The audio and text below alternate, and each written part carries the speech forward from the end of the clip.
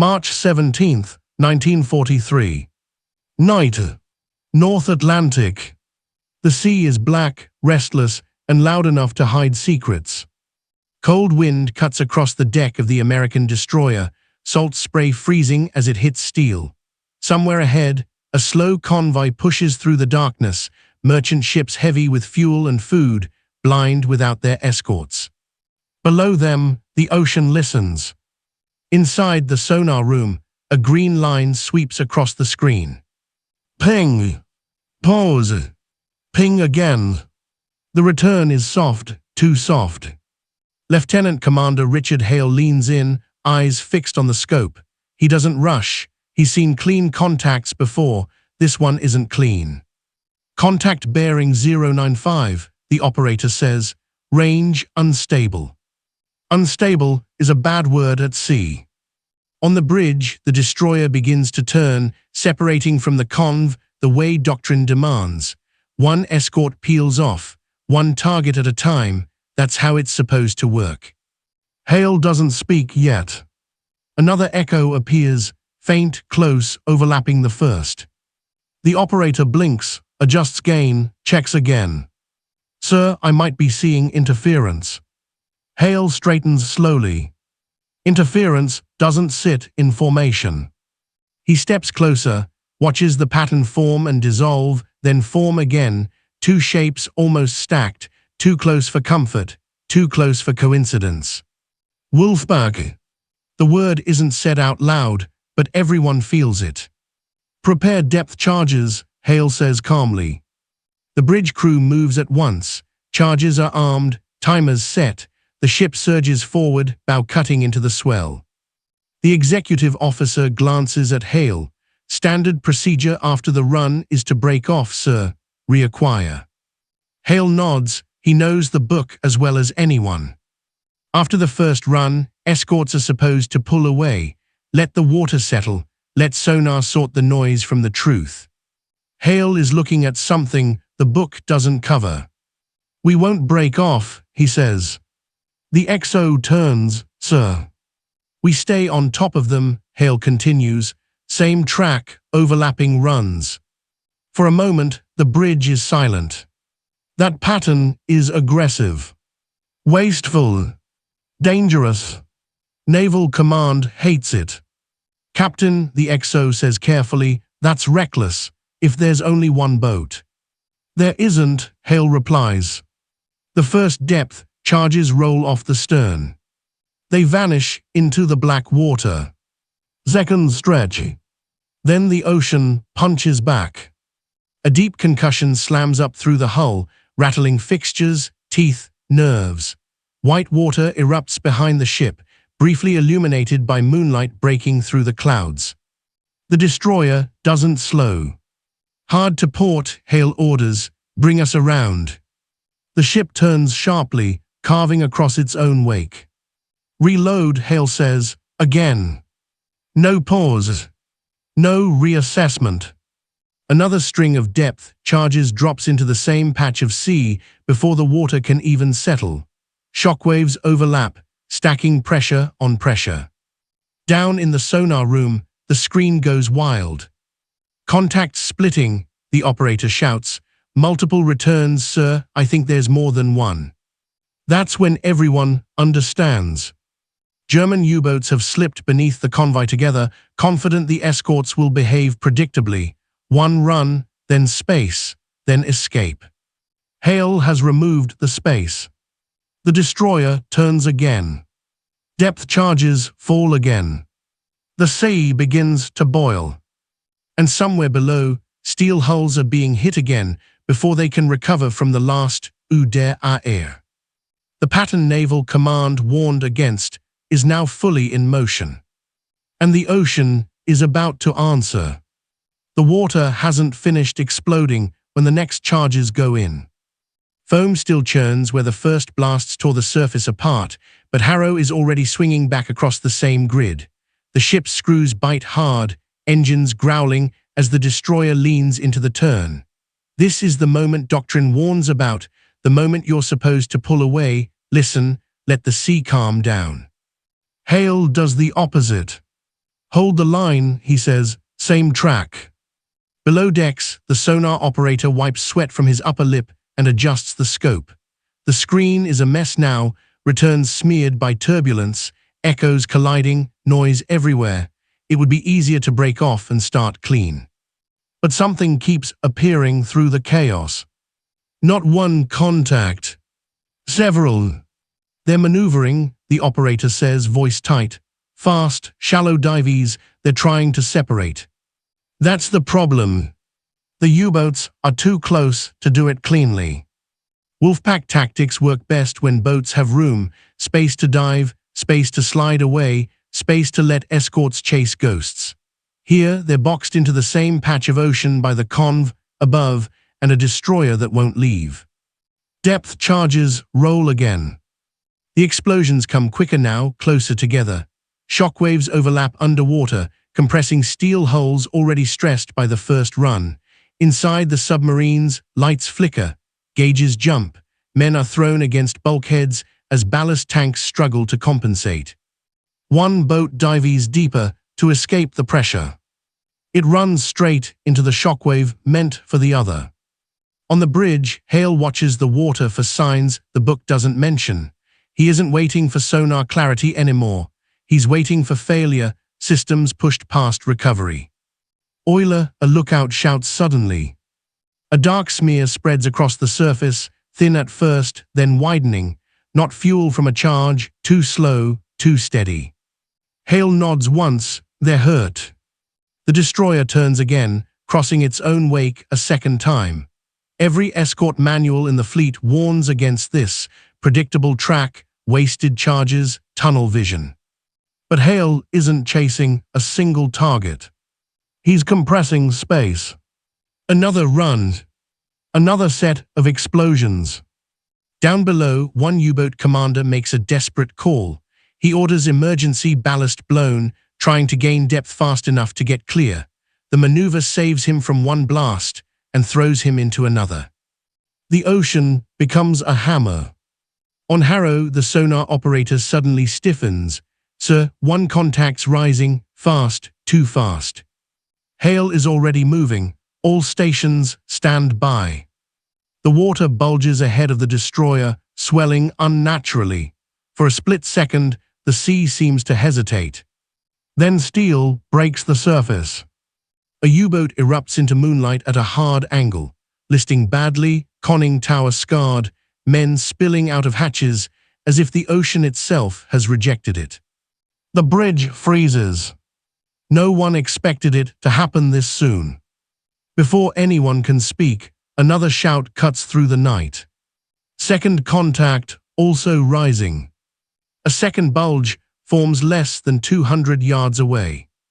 Two submarines, forced into daylight, trapped in the open sea with a destroyer already turning its guns toward them. Hale doesn't celebrate, he doesn't hesitate. All guns, he says evenly, engage. As the deck guns swing and the first muzzle flashes tear the darkness apart, one thing becomes painfully clear to everyone watching. The pattern command called Reckless didn't just find a submarine. It denied escape. And somewhere beneath the churning water, something else is still trying and failing to get away. The first shell hits metal with a sound that cuts through everything else. Not a boom, a scream. Steel tears open along the surfaced U-boat's deck, sparks spraying into the night as the round punches through plating already weakened by pressure. Men dive flat. One tumbles over the side, vanishing into black water churned white by prop wash. The second U-boat tries to turn away. Its engines surge unevenly, screws biting air and water as the boat struggles to bring its bow around. Smoke pours from the exhaust, too much, too fast. Damage control teams are still scrambling below while the surface world has already turned lethal. On Harrow, the deck guns fire in controlled rhythm, short bursts, no panic. Each shot walks closer to critical points: conning tower, deck gun mount, pressure hull seams that don't forgive mistakes. You can almost feel the shift in the night. Minutes ago, these submarines were predators. silent and patient beneath the convoy's belly. Now they are exposed, loud, desperate, fighting in a place they were never meant to fight. One German officer tries to raise a white cloth. Another shouts at him to keep firing. The argument lasts less than a second. A shell explodes against the tower, ending the debate permanently. The second U-boat's captain makes a choice he never expected to make. "Dive," he orders. It's the worst possible moment. Ballast floods unevenly. The bow dips, then snaps back as damaged valves fight each other. The boat settles halfway, deck awash, engines choking. It is neither surfaced nor submerged, caught between states, exposed and helpless. Hale watches through binoculars, expression unreadable. "Keep pressure," he says. "Don't let them reset." That's the key. Depth charges alone didn't do this. Gunfire alone wouldn't have either. It's the refusal to allow recovery. The first U-boat goes quiet quickly. Flames lick along its deck as ammunition cooks off.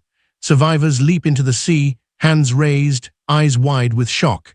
The boat lists, then slides under stern first, leaving behind oil, debris, and silence. The second doesn't sink. It can't. Damage has robbed it of that option. Instead, its captain orders abandon ship. Men climb out slowly, deliberately, knowing every second above water is another second alive. They spill into the sea as the boat settles lower, hull groaning under its own weight. Then it too slips under, leaving only bubbles and wreckage. On the bridge, the guns fall silent. No cheers. No shouting.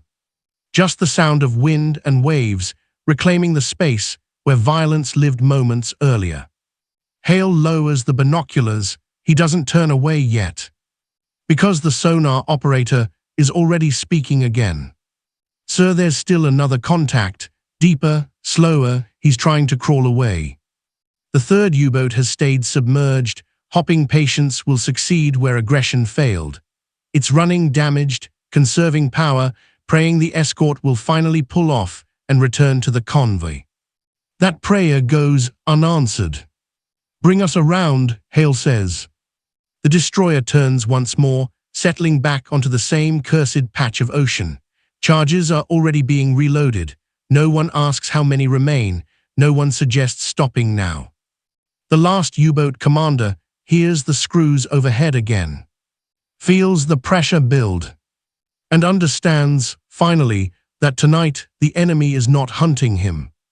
They are closing the walls. The ocean tightens, and there is nowhere left to hide.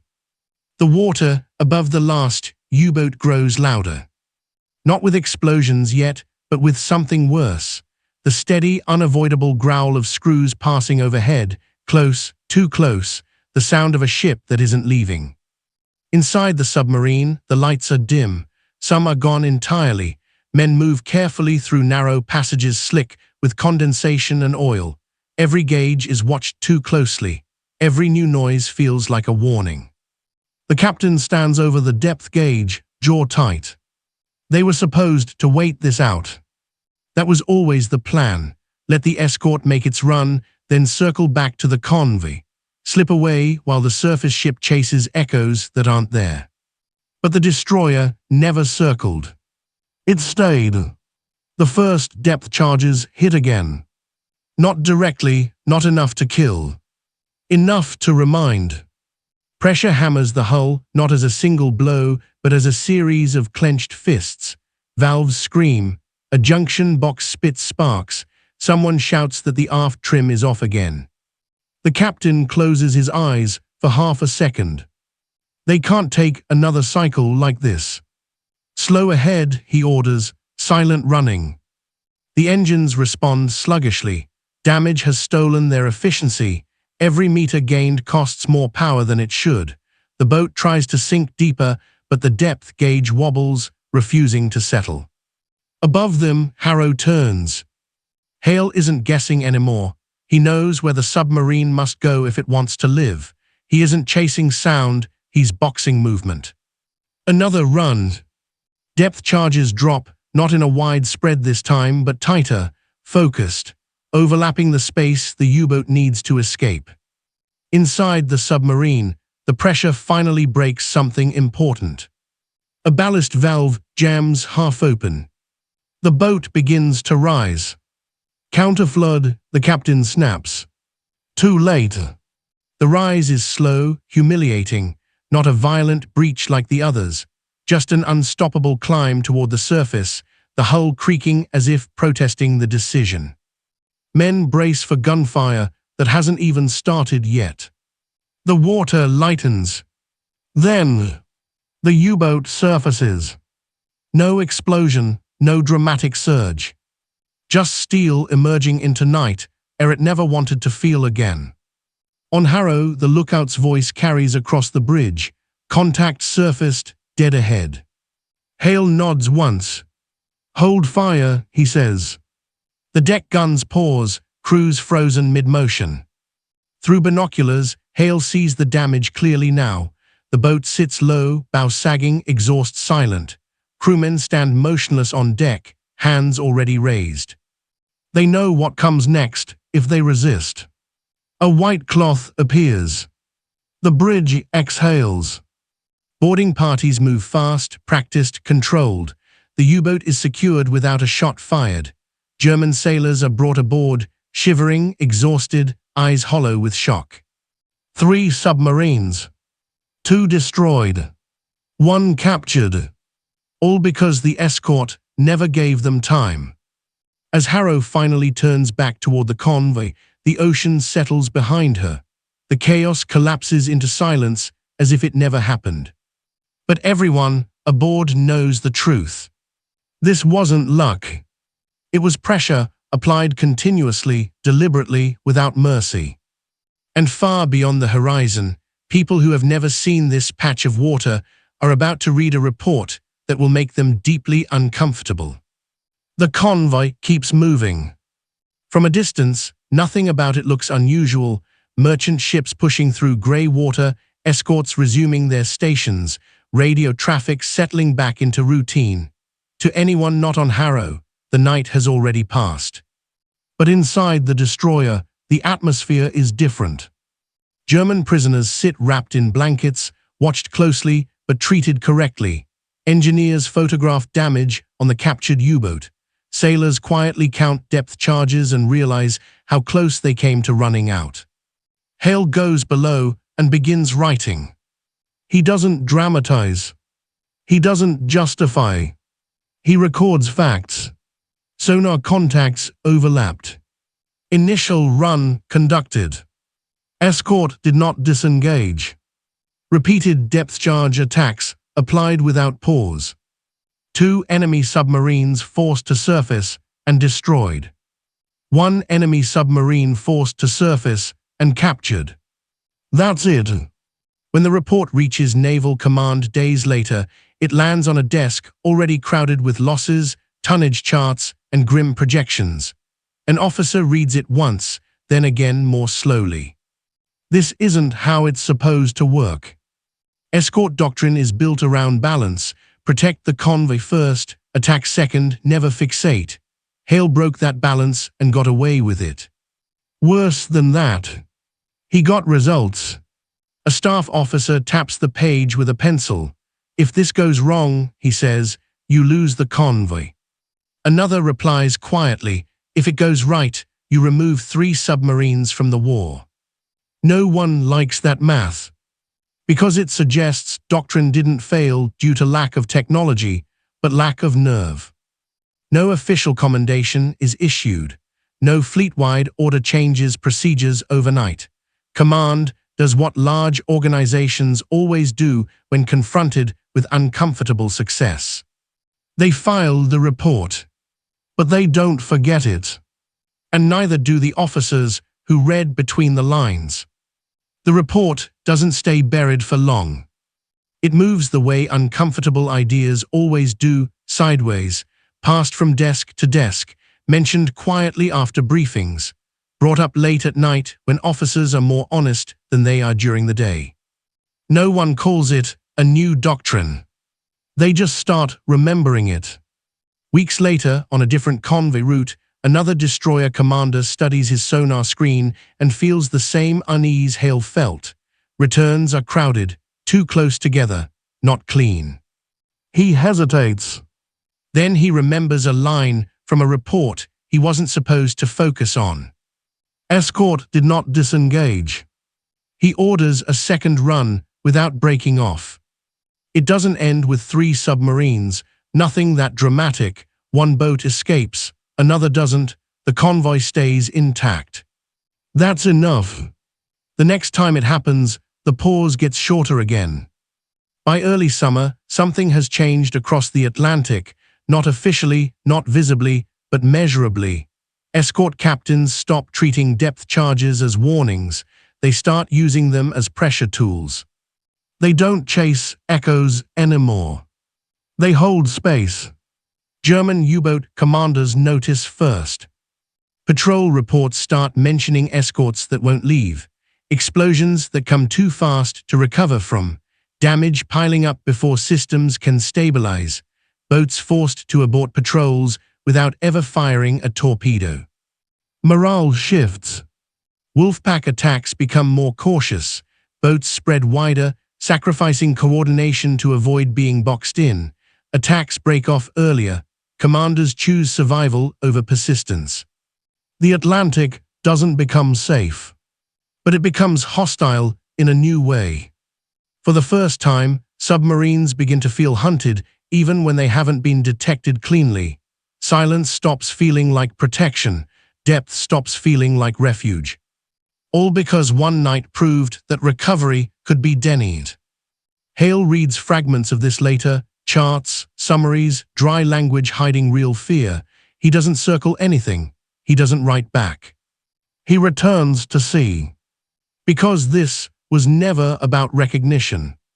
It was about changing the math. And the math is changing. The change doesn't go unnoticed on the other side. In German naval briefings, the tone shifts. U-boat commanders are warned about escorts that no longer behave correctly. Reports describe destroyers that stay too close, circle too tightly, attack too long. At first, the response is procedural. Wolfpacks are ordered to spread farther apart. Boats are told to disengage sooner to avoid being trapped under a single escort. Command believes this will restore balance. It doesn't. Spacing out makes coordination weaker. Attacks become hesitant.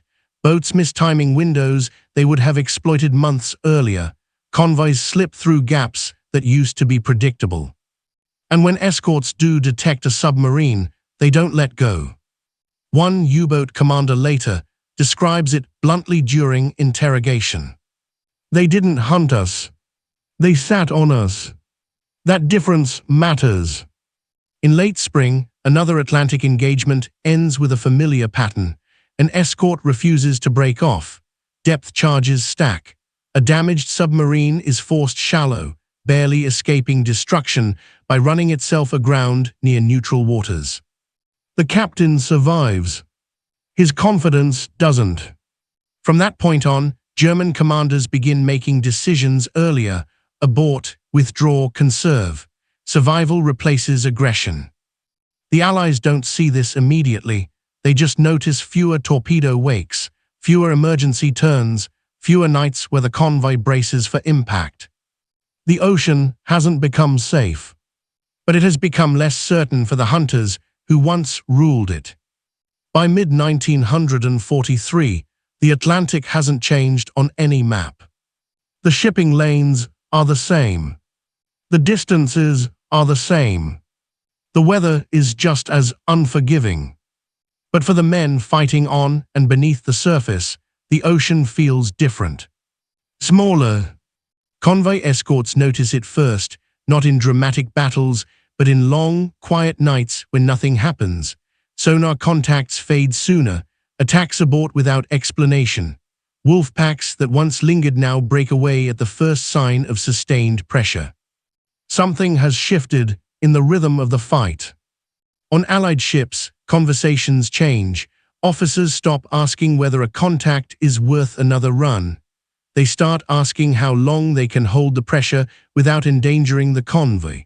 It's a subtle difference, but it changes behavior. Depth charges are no longer punctuation marks at the end of an attack. They become sentences. German commanders feel the difference more sharply. Submarines were designed to exploit space, vertical space, horizontal space, time, dive deep, wait, recover, move again. That cycle kept crews alive even when attacks were imperfect. Now the cycle is breaking. Repeated escort pressure means systems fail before they can be reset. Minor damage compounds. Crews grow exhausted. Every attack feels heavier than the last, even if the charges don't land perfectly. A U-boat captain writes in his log that the sea no longer gives us room. That line circulates quietly among German officers.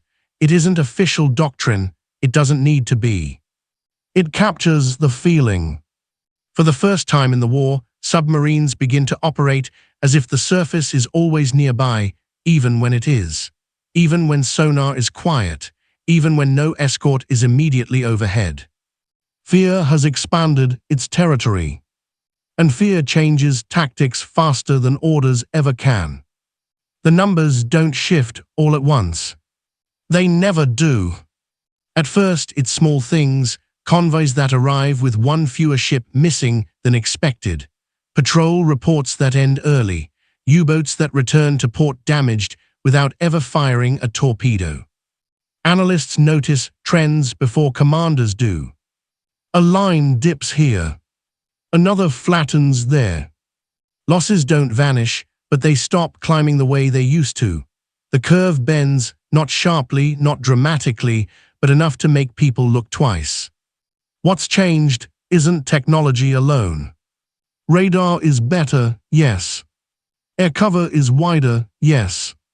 But escorts are behaving differently. They don't probe and disengage as often. They don't chase single echoes across miles of empty water. They stay close, they stay loud, they stay present.